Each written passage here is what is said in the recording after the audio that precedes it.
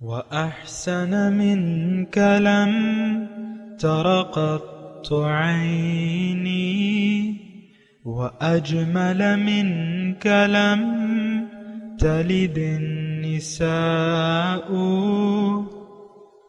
خلقت مبرأ من كل عيب خلقت مبرأ من كل عيب كأنك قد خلقت كما تشاء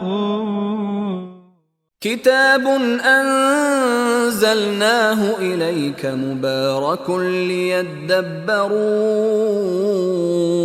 آياته وليتذكر أولو الألباب. یہ کتاب برکت والی ہے جسے ہم نے آپ کی طرف نازل فرمایا ہے تاکہ دانش مند لوگ اس کی آیتوں میں غور و فکر کریں اور نصیحت حاصل کریں. اللہم صلی علی سیدنا محمد وعلی آل سیدنا محمد بعدد کل ذرۃ مئۃ الف الف مرۃ. سامعین و ناظرین کرام، السلام علیکم ورحمۃ اللہ وبرکاتہ. سامعین کرام، سورہ بقرہ آیت نمبر 259 اور 260. آج کا موضوع آیات قرآن کی وضاحت. اس کے ساتھ آج کے سبق کا آغاز کرتے ہیں. سب سے پہلے گزشتہ سبق کا اعادہ ہوگا. اعوذ باللہ من الشیطان الرجیم. پناہ مانگتا ہوں میں اللہ کی شیطان مردود سے. بسم اللہ الرحمن الرحیم.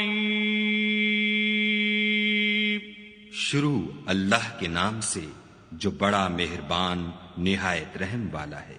الم تر الى الذی حاج ابراہیم فی ربہ ان آتاہ اللہ الملک اذ قال ابراہیم ربی الذی یحیی ویمیت قال انا احیی وامیت قال ابراہیم فإن اللہ یأتی بالشمس من المشرق فأت بها من المغرب فبہت الذی کفر واللہ لا یہدی القوم الظالمین. بھلا تم نے اس شخص کو نہیں دیکھا جو اس غرور کے سبب سے کہ خدا نے اس کو سلطنت بخشی تھی ابراہیم سے پروردگار کے بارے میں جھگڑنے لگا. جب ابراہیم نے کہا میرا پروردگار تو وہ ہے جو جلاتا ہے اور مارتا ہے، وہ بولا کہ جلا اور مار تو میں بھی سکتا ہوں. ابراہیم نے کہا کہ خدا تو سورج کو مشرق سے نکالتا ہے، آپ اسے مغرب سے نکال دیجئے. یہ سن کر کافر حیران رہ گیا، اور خدا بے انصافوں کو ہدایت نہیں دیا کرتا. سامعین کرام، سورہ بقرہ آیت نمبر 259. او کالذی، یا وہ شخص، مر علی قریۃ، جو گزرا ایک بستی سے، وہی خاویۃ علی عروشہا، اور وہ گری پڑی تھی اپنی چھت پر. قال انا یحیی ھذہ اللہ بعد موتہا، انہوں نے کہا کہ کیسے زندہ کرے گا اس بستی کو بعد اس کے موت کے. فاماتہ اللہ مئۃ عام، پس اس کو موت دی اللہ نے 100 سال. ثم بعثا، پھر اس کو اٹھایا، زندہ کیا. قال کم لبثت، اس سے پوچھا کہ تم کتنا عرصہ رہے. قال لبثت یوما او بعد یوم، انہوں نے کہا کہ میں ایک دن یا دن کا کچھ حصہ رہا اس حالت میں. قال بل لبثت مئۃ عام، تو اللہ نے انہیں کہا کہ نہیں، تم رہے اس حالت میں 100 سال. فانظر الی طعامک و شرابک لم یتسنہ، تم دیکھو اپنے طعام کو اور پینے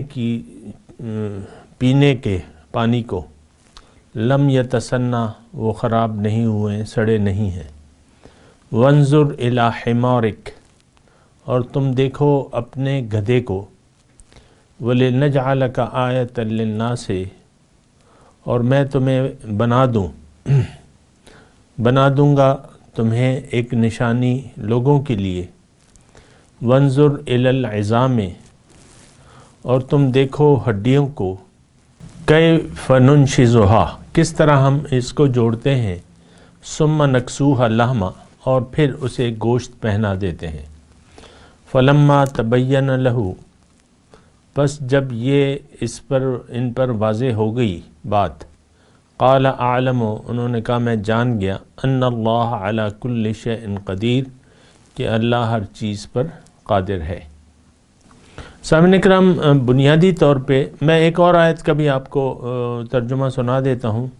وَإِذْ قَالَ ابراہیم، اور جب کہا ابراہیم علیہ السلام نے، رب ارینی کیف تحیی الموتیٰ، اے میرے رب تو مجھے دکھا کہ تو مردوں کو کیسے زندہ کرتا ہے۔ قال اولم تؤمن، انہوں نے کہا کہ کیا تمہیں یقین نہیں ہے؟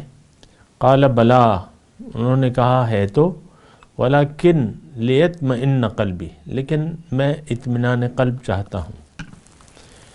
قال فخذ اربعۃ من الطیر، کہا انہوں نے کہ تم لے لو 4 پرندے، فَسُرْهُنَّ إِلَيْكَ، پھر ان کو تم اپنے ساتھ آموختہ کرو، ہلا لو، ثُمَّ اجْعَلْ عَلَى كُلِّ جَبَلٍ مِّنْهُنَّ جُزْءًا، پھر تم مختلف پہاڑوں پر ان میں سے ایک حصہ رکھو، ثُمَّ ادْعُوهُنَّ، پھر تم ان کو بلاؤ، یأتینک سعیا، وہ تمہارے پاس دوڑی چلی آئیں گی، وَعْلَمْ أَنَّ اللَّهَ عَزِيزٌ حَكِيمٌ، اور جان لو کہ اللہ تعالیٰ غالب ہے اور حکمت والا ہے۔ 2 مختلف واقعات ہیں سامعین اکرام، 2 آیات ہم نے پڑھی ہیں، 2 مختلف واقعات ہیں، اور یہ آیات جو پہلا واقعہ ہے اس میں کسی کا نام نہیں ہے کون صاحب تھے، اور اس کی تفصیل بھی نہیں ہے، یعنی یہ کون سی بستی تھی کہ وہ اس بستی سے گزرے اور وہ چھت پر گری ہوئی تھی، اس کی بھی تفصیل نہیں ہے۔ پھر انہوں نے جب گری ہوئی بستی کو دیکھا تو انہوں نے کہا کہ انا یحیی ھذہ اللہ بعد موتہا، اس بستی کو اللہ تعالیٰ کیسے زندہ کرے گا۔ یعنی اس میں نقطہ یہ ہے، ایک تو یہ ہے کہ یہ یعنی مرے ہوئوں کو زندہ، یعنی زندہ انسان جو مر جائے اس کی بات نہیں ہو رہی ہے، بستی کی بات ہو رہی ہے کہ بستی کو زندہ کیسے ہوگی۔ پھر اللہ تعالیٰ نے جو بھی آپ نے ترجمہ پڑھا وہ مضمون بیان ہوا۔ اس کی سامعین کرام ان دونوں واقعات میں، ایک تو ابراہیم علیہ السلام کا واقعہ ہے کہ انہوں نے رب سے یہ سوال کیا کہ آپ مردوں کو کیسے زندہ کرتے ہیں، تو اطمینان قلب کے لیے اپنے پوچھا۔ بہرحال دونوں واقعات ہیں سامعین کرام، اور میں نہایت آہستگی سے، نہایت ادب سے ان واقعات پر تبصرہ کروں گا، اور وہ تبصرہ ایسا ہے، دیکھیں قرآن کی سمجھ اصل میں تو قرآن بعض اوقات اپنے مضامین کو واضح کر دیتا ہے، لیکن یہ واقعات ہیں، اس میں ظاہر ہے کہ دوسری جگہ اس کی وضاحت بھی نہیں ہے۔ مثال کے طور پہ موسیٰ علیہ السلام کا واقعہ ہے، وہ مختلف جگہ بیان ہوا ہے اور اس کی وضاحت ہو جاتی ہے، ایک جگہ نہیں تو دوسری جگہ ذرا تفصیل آ جاتی ہے، ان واقعات کی تفصیل قرآن میں نہیں ہے۔ دوسری بات جو ہے مفسر قرآن جو کہ حضور صلی اللہ علیہ وسلم کی ذات ہے، اور ان کی ڈیوٹی ہے کہ لِتُبَيَّنَ لِلنَّاسِ مَا نُزِّلَ إِلَيْهِمْ وَكَذَلِكَ أَنزَلْنَا إِلَيْكَ الذِّكْرَ لِتُبَيَّنَ لِلنَّاسِ مَا نُزِّلَ إِلَيْهِمْ، اور میں نے آپ کو کے پاس یہ نصیحت نازل کی ہے کہ آپ ان کے لیے وضاحت کریں جو ان کی طرف نازل ہوا ہے۔ تو حضور صلی اللہ علیہ وسلم سے براہ راست اس کے بارے میں کوئی وضاحت نہیں آئی ہے، کوئی حدیث ایسی نہیں ہے کہ یہ کون صاحب تھے جو ایک بستی سے گزرے اور ان کا نام کیا تھا. اور اب کہنے کا میرا مقصد یہ ہے کہ اچھا پھر اس میں کچھ ایسی باتیں ہیں جو متشابہات میں سے ہیں، ذو معنی ہیں، یعنی دو معنی اس کے ہو سکتے ہیں. مثال کے طور پہ بعض لوگوں نے اس کا معنی یہ بھی کیا ہے کہ مردوں کو زندہ کرنے، یہ جو صاحب ہیں جو بھی ہیں تو انہوں نے مردے کو زندہ کرنے کا سوال کیا ہے، اور بعض لوگوں نے کہا ہے نہیں ایسی بات نہیں ہے. بہرحال تو اس میں مطلب متشابہات ہیں. پھر مرے ہوئے کو زندہ کرنا یہ عام طور پہ اللہ تعالیٰ کی عادت نہیں ہے، اور اس میں واقعہ ہے کہ ایک آدمی کو زندہ کیا گیا. وہ تو دوسری جگہ بھی یعنی اصحاب کہف کے بارے میں ہے کہ 300 سال جو ہے تقریباً وہ ان کو سلا دیا گیا. 300 سال نیند تاری تھی، پھر انہیں جگایا گیا. تو وہ پورا واقعہ انشاءاللہ آ جائے گا سورہ کہف میں، اس پہ وہیں بات کریں گے. اس میں تذکرہ ہے، مثال کے طور پہ عرض کر رہا ہوں کہ اس میں یعنی یہ واقعہ بھی ہے کہ گدھے کا ذکر ہے، لیکن گدھے کی تفصیل نہیں ہے، قرآن نے نہیں بیان کی کہ گدھے کا معاملہ کیا ہے، گدھا بھی مر گیا تھا کہ نہیں مرا تھا، یا کیا اس کا مطلب اس کی تفصیل نہیں ہے. اور پھر ہڈیوں کا تذکرہ ہے. اب یہ ہڈیاں کس کی تھیں اور اس کا کیا بیان ہے اور اس کی حکمت کیا ہے یہاں بیان کرنے کی. بہرحال ایک بات ضرور ہے کہ اس کو ہم جو گزشتہ آیات ہیں اس سے ہم جوڑ سکتے ہیں، جو کہ اللہ ولی الذین آمنوا یخرجہم من الظلمات الی النور. یہ ایک مومن کا تذکرہ ہے. بہرحال جو بھی تھا، پیغمبر تھے یا جو بھی تھے، اللہ بہتر جانتا ہے، لیکن اس کو انہوں نے ایک سوال کیا، اللہ تعالیٰ نے ایک طریقے سے اس کی وضاحت کر دی ان کو، اور پھر انہوں نے کہا کہ ہاں ٹھیک ہے، اعلم ان اللہ علی کل شیء قدیر، میں جان گیا کہ اللہ تعالیٰ ہر چیز پر قادر ہے.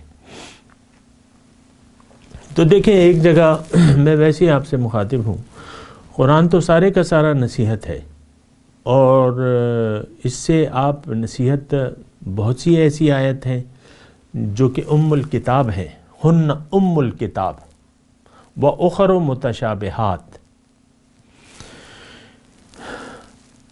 بعض آیاتیں متشابہ ہیں، یعنی ان کا معنی جو ہے وہ واضح نہیں ہے، یا یعنی متشابہ ہیں، غیر واضح ہیں.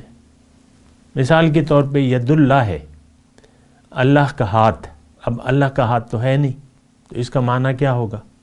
ظاہر ہے کہ پھر کچھ معنی ہی بیان کریں گے یا جو بھی ہوگا. تو یا ان اللہ علی العرش استوى، اللہ تعالیٰ تخت پر بیٹھا ہوا ہے، قائم ہے. تو اللہ تعالیٰ تو ہر قسم کے جسم سے پاک ہے، تو یہ کیا اس کا معنی ہے؟ تو مطلب یہ ہے کہ بعض آیاتیں یعنی ام الکتاب نہیں ہے، معنی واضح نہیں ہے، اس کی پھر تفصیل کرنا پڑتی ہے، لیکن وہ اہل علم کریں گے. اور میں اپنے یعنی میں آپ کے سامنے بیٹھا ہوں، لیکن مجھے نہیں معلوم کہ اس کا حقیقی معنی کیا ہے. اور یہ آیات متشابہات کے بارے میں بھی سامنے کرام یہ ہے، فَأَمَّا الَّذِينَ فِي قُلُوبِهِمْ زَيْغٌ فَيَتَّبِعُوا مَا تَشَابَهَ مِنْهُ وَابْتِغَاءَ تَأْوِيلِهِ. اللہ تعالیٰ نے فرمایا ہے جن کے دلوں میں کجی ہوتی ہے، فَأَمَّا الَّذِينَ فِي قُلُوبِهِمْ زَيْغٌ فَيَتَّبِعُوا مَا تَشَابَهَ مَا تَشَابَهَ مِنْهُ ابْتِغَاءَ الْفِتْنَةِ وَابْتِغَاءَ تَأْوِيلِهِ. اور اس کی تعویل میں لگ جاتے ہیں، اور فتنہ انگیزی جو ہے تلاش میں. دل میں کجی ہوتی ہے نا، تو وہ فتنے جو ہے وہ بڑھاتے رہتے ہیں، اس سے معنی نکالتے رہتے ہیں، ایسے معنی جو انبیاء کے اور صلحاء کے مناسب نہ ہوں، وہ معنی نکال، یا وہ مضمون جو اس مضمون میں موجود ہی نہیں ہے۔ تو میں آپ کے سامنے اس کی زیادہ تفصیل تو میں نہیں کر سکتا اور اپنی عجز کا اظہار کرتا ہوں، اور بہرحال میں اتنا ضرور کہوں گا کہ دیکھیں جو آیات قرآنی کا معنی آپ کے سامنے واضح طور پہ نہیں آ رہا تو اس کے پیچھے نہ پڑیں، اس کی تفصیل کے پیچھے نہ پڑیں۔ دیکھیں ضرورت ہوتی تو ہم نے پہلے بھی ایک آیت گزری ہے، الم تر الی الذین خرجوا من دیارہم وہم الوف حذر الموت، وہاں بھی یہ مضمون میں نے آپ کے سامنے بیان کیا تھا کہ دیکھیں اس واقعے کے، یہ اب کون سی قوم تھی جو اپنے گھروں سے نکلی، ہزاروں میں تھے وہ، اور موت کے ڈر سے، اب کون سی قوم تھی؟ اب اس کے پیچھے ضروری تو نہیں ہے کہ ہم بنی اسرائیل کی کتابیں دیکھیں یا ان کے بیان کردہ واقعات کو اپنے لٹریچر میں ڈال لیں، یعنی جو معنی قرآن پاک میں وضاحت سے نہیں بیان ہوا ہے اس معنی کو بیان کرنے کے لیے ہم وہ معنی ڈھونڈیں اسرائیلیات میں جس کی کوئی سند نہیں ہے۔ اکثر واقعات بنی اسرائیل کی کتابوں میں ایسے ہیں جو من گھڑت ہیں، یہ تو بات ثابت ہے۔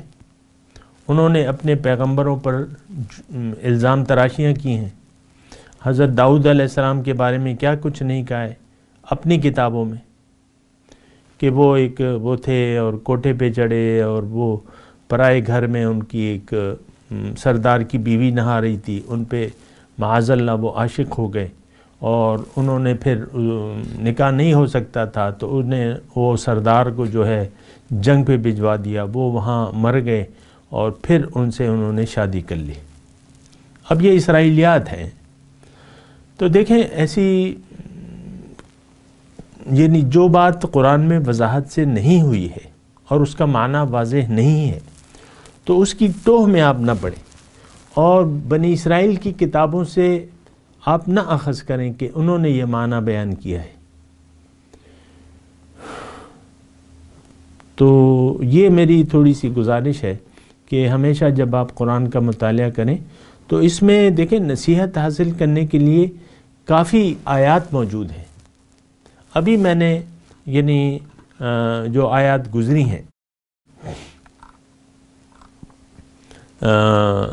یعنی آیت الکرسی، جو 3 آیات گزری ہیں، اللہ تعالیٰ کی توفیق اور اس کی مدد سے میں نے کوئی 5 گھنٹے اس پہ بات کی ہے، اور وہ ہر بات اپنی جگہ محکم ہے، اس میں کوئی بنی اسرائیل سے میں نے واقعہ نہیں لیا ہے، اخذ نہیں کیا، بلکہ سارا میں نے قرآن سے آپ کو بتایا کہ یہ آیت الکرسی اور اس کے بعد کی جو 2 آیت ہیں منشور اسلام ہے، اور اس طریقے سے اللہ تعالیٰ اپنے دوستوں کی مدد کرتا ہے۔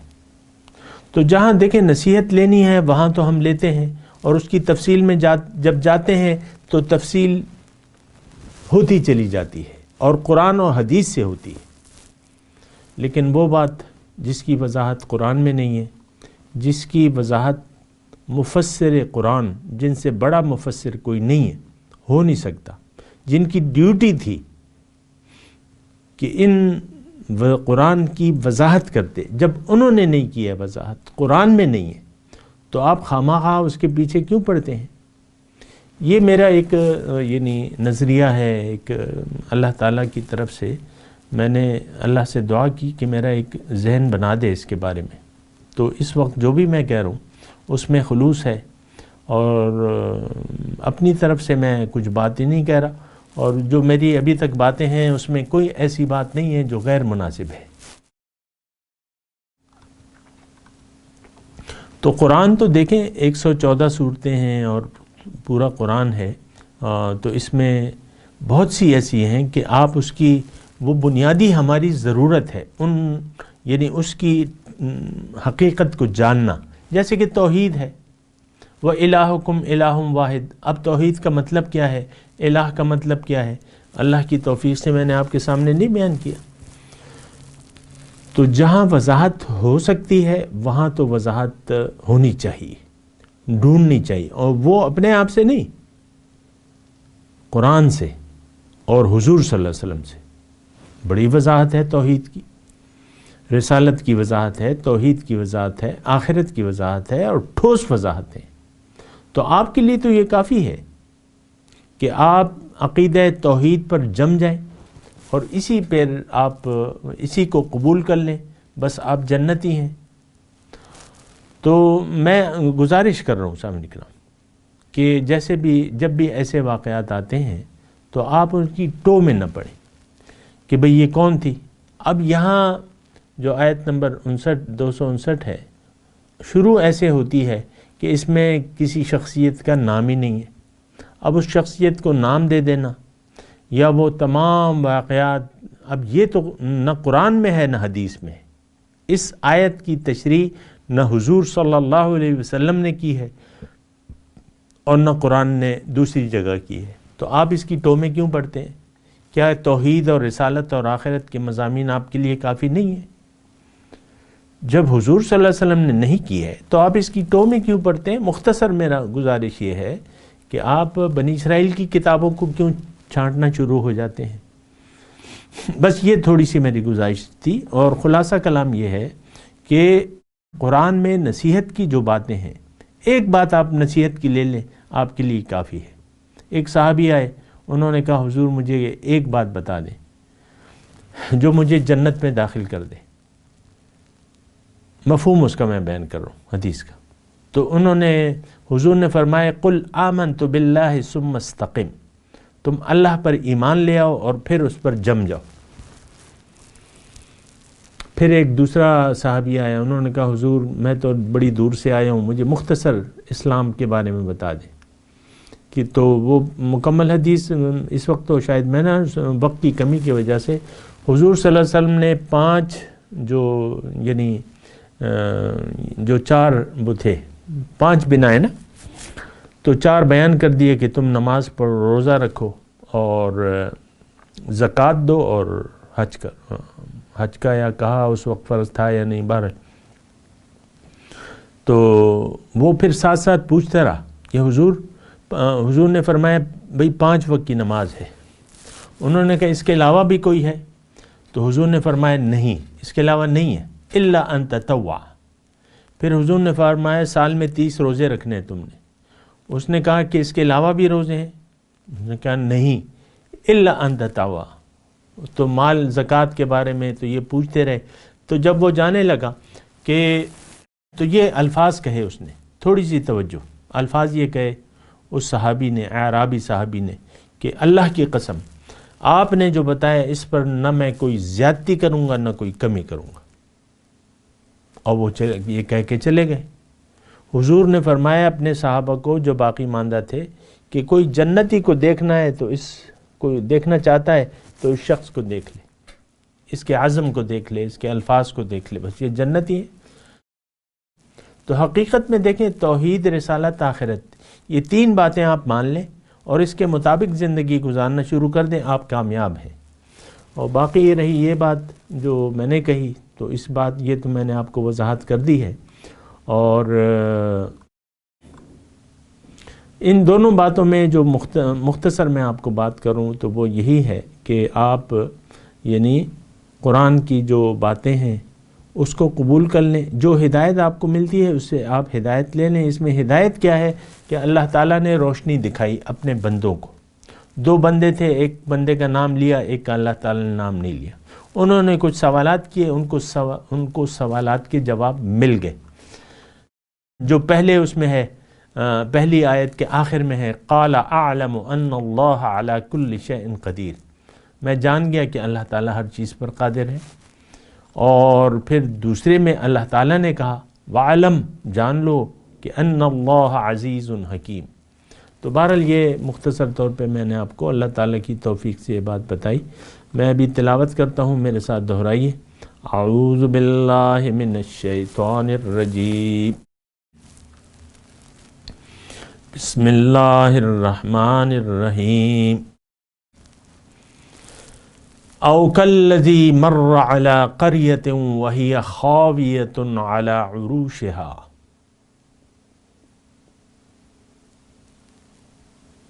قال أنا يحيي هذه الله بعد موتها فأماته الله 100 عام ثم بعثه قال كم لبثت قال لبثت يوما أو بعد يوم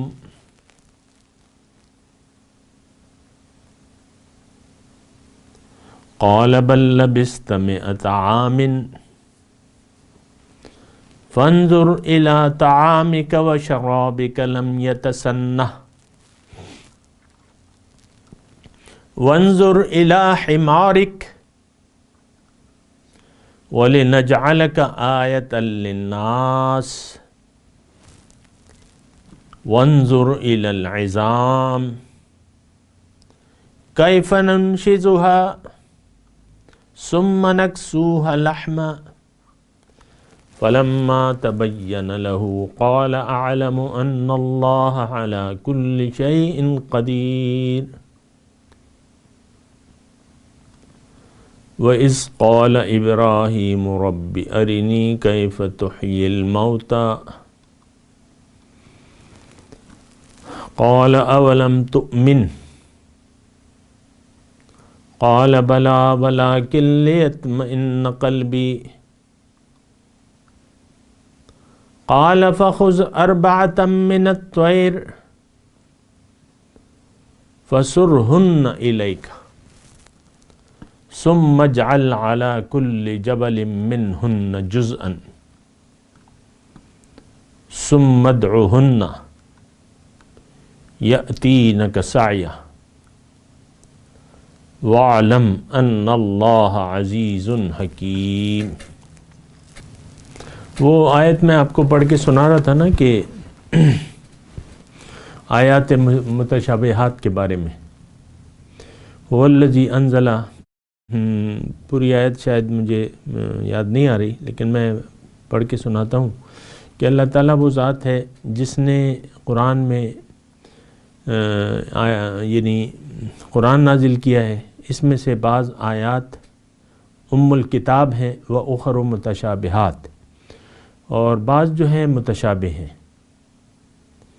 وہ تو ہن ام الکتاب میں یہ ہے کہ یہ اصل کتاب ہے، وَأُخَرُ متشابہات، اور بعض یعنی باتوں کی تعویل ہو سکتی ہے یا متشابہ ہے، اس کے معنی واضح نہیں ہیں. فَأَمَّا الَّذِينَ فِي قُلُوبِهِمْ زَيْغٌ، تو وہ لوگ جن کے دلوں میں کجی ہے، فَيَتَّبِعُونَ مَا تَشَابَهَ مِنْهُ، تو جن کے دلوں میں کجی ہے وہ انہی آیات کے پیچھے پڑ جاتے ہیں جو متشابہ ہیں. ابتغاء الفتنۃ وابتغاء تأویلہ، فتنے کی تلاش میں یا اس کی تعویل کی تلاش میں کہ بھئی اس کا مطلب کیا ہے. یہ غیر ضروری سوالات جو ہیں نا، یہ ہمارے یعنی ہمارے دین کا تو جو ہم نے اختیار کیا ہے وہ تو ایک رسمی سا دین ہے. اس میں بہت سے سوالات ہیں جو وہ ہم کرتے رہتے ہیں اور اس کی کوئی خاص وہ نہیں ہوتی. میں اس کی تفصیل میں نہیں جاتا، لیکن غیر ضروری سوالات ہم بہت زیادہ کرتے ہیں. بہرحال اللہ تعالیٰ نے فرمایا کہ جن کے دلوں میں کجی ہے تو فَيَتَّبِعُونَ مَا تَشَابَهَ مِنْهُ، تو قرآن سے وہ آیاتیں ڈھونڈ کے نکالتے ہیں جو متشابہ ہیں. ابتغاء الفتنۃ وابتغاء تأویلہ، فتنے کی تلاش میں اور تعویل کی تلاش میں. وَمَا يَعْلَمُ تَأْوِيلَهُ إِلَّا اللَّهُ، اور اس کی تعویل اللہ کے سوا کوئی نہیں جانتا. وَالرَّاسِخُونَ فِي الْعِلْمِ، اور راسخ جو علم میں راسخ ہیں وہ یہ کہتے ہیں کہ کل من عند ربنا، یہ ہر آیت جو ہے یہ اللہ کی طرف سے ہے، ہمارے رب کی طرف سے ہے. وَمَا يَتَذَكَّرُ إِلَّا أُولِو الْأَلْبَابِ، اور اس سے نصیحت تو قرآن سے نصیحت تو عقل والے ہی لیتے ہیں. تو دیکھیں اللہ خود کہہ رہے کہ وَمَا يَعْلَمُ تَأْوِيلَهُ إِلَّا اللَّهُ، اللہ کے سوا اس کی تعویل کوئی نہیں جانتا. اور راسخون علم جو ہیں وہ کہتے ہیں کہ بھئی یہ ہر آیت جو ہے یہ رب کی طرف سے ہے، ٹھیک ہے، ہمارا اس پر ایمان ہے۔ اور اوکما قال ایسی آیت ہے، ہو سکتا ہے اس میں مجھے تھوڑا کچھ بھول گیا ہو، لیکن میں آپ کو کہہ رہا ہوں کہ جہاں وضاحت نہیں ہے آپ وضاحت کے پیچھے کیوں پڑ رہے ہیں، اور اس کی تعبیل خواہ اس کی تعبیل آپ کیوں بنا رہے ہیں۔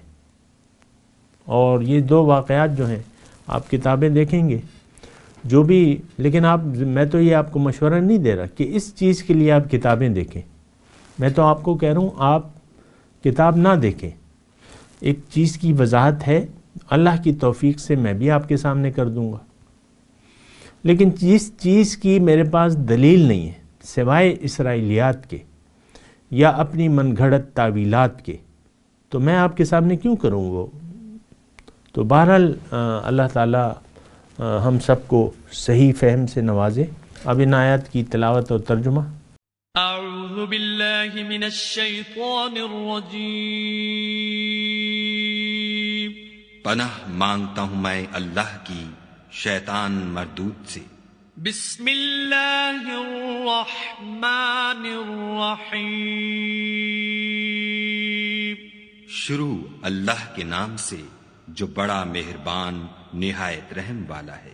او کالذی مر على قرية وهي خاوية على عروشها قال أنى يحيي هذه الله بعد موتها فأماته الله 100 عام ثم بعثه قال كم لبثت قال لبثت يوما أو بعض يوم قال بل لبثت 100 عام فانظر إلى طعامك وشرابك لم يتسنه وانظر إلى حمارك ولنجعلك آية للناس وانظر إلى العظام كيف ننشزها ثم نكسوها لحما فلما تبين له قال أعلم أن الله على كل شيء قدير۔ یا اسی طرح اس شخص کو نہیں دیکھا جسے ایک گاؤں میں جو اپنی چھتوں پر گرا پڑا تھا اتفاق گزر ہوا، تو اس نے کہا کہ خدا اس کے باشندوں کو مرنے کے بعد کیوں کر زندہ کرے گا، تو خدا نے اس کی روح قبض کر لی اور 100 برس تک اس کو مردہ رکھا، پھر اس کو جلا اٹھایا اور پوچھا تم کتنا عرصہ مرے رہے ہو؟ اس نے جواب دیا کہ 1 دن یا اس سے بھی کم۔ خدا نے فرمایا نہیں بلکہ 100 برس مرے رہے ہو، اور اپنے کھانے پینے کی چیزوں کو دیکھو کہ اتنی مدت میں مطلق سڑی بسی نہیں، اور اپنے گدھے کو بھی دیکھو جو مرا پڑا ہے۔ غرض ان باتوں سے یہ ہے کہ ہم تم کو لوگوں کے لیے اپنی قدرت کی نشانی بنائیں، اور ہاں گدھے کی ہڈیوں کو دیکھو کہ ہم ان کو کیوں کر جوڑے دیتے اور ان پر کس طرح گوشت پوشت چڑھائے دیتے ہیں۔ جب یہ واقعات اس کے مشاہدے میں آئے تو بول اٹھا کہ میں یقین کرتا ہوں کہ خدا ہر چیز پر قادر ہے۔ وَإِذْ قَالَ إِبْرَاهِيمُ رَبِّ أَرِنِي كَيْفَ تُحْيِي الْمَوْتَى قَالَ أَوَلَمْ تُؤْمِنْ قَالَ بَلَى وَلَكِنْ لِيَطْمَئِنَّ قَلْبِي قَالَ فَخُذْ 4 مِنَ الطَّيْرِ فَصُرْهُنَّ إِلَيْكَ ثُمَّ اجْعَلْ عَلَى كُلِّ جَبَلٍ مِّنْهُنَّ جُزْءًا ثُمَّ ادْعُهُنَّ يَأْتِينَكَ سَعْيًا وَاعْلَمْ أَنَّ اللَّهَ عَزِيزٌ حَكِيمٌ۔ اور جب ابراہیم نے خدا سے کہا کہ اے پروردگار مجھے دکھا کہ تو مردوں کو کیوں کر زندہ کرے گا، خدا نے فرمایا کیا تم نے اس بات کو باور نہیں کیا؟ انہوں نے کہا کیوں نہیں، لیکن میں دیکھنا اس لیے چاہتا ہوں کہ میرا دل اطمینان کامل حاصل کر لے۔ خدا نے فرمایا کہ 4 جانور پکڑ کر اپنے پاس منگا لو اور ٹکڑے ٹکڑے کرا دو، پھر ان کا ایک ایک ٹکڑا ہر ایک پہاڑ پر رکھ دو، پھر ان کو بلاؤ تو وہ تمہارے پاس دوڑتے چلے آئیں گے، اور جان رکھو کہ خدا غالب اور صاحب حکمت ہے۔ اس کے ساتھ ہی سامعین کرام آج کے درس کا وقت اختتام کو پہنچا۔ انشاءاللہ اگلے درس میں ملاقات ہوگی۔ وآخر دعوانا ان الحمدللہ رب العالمین، والسلام علیکم ورحمۃ اللہ وبرکاتہ۔ مولاي صل وسلم دائما أبدا على حبيبك خير الخلق كلهم.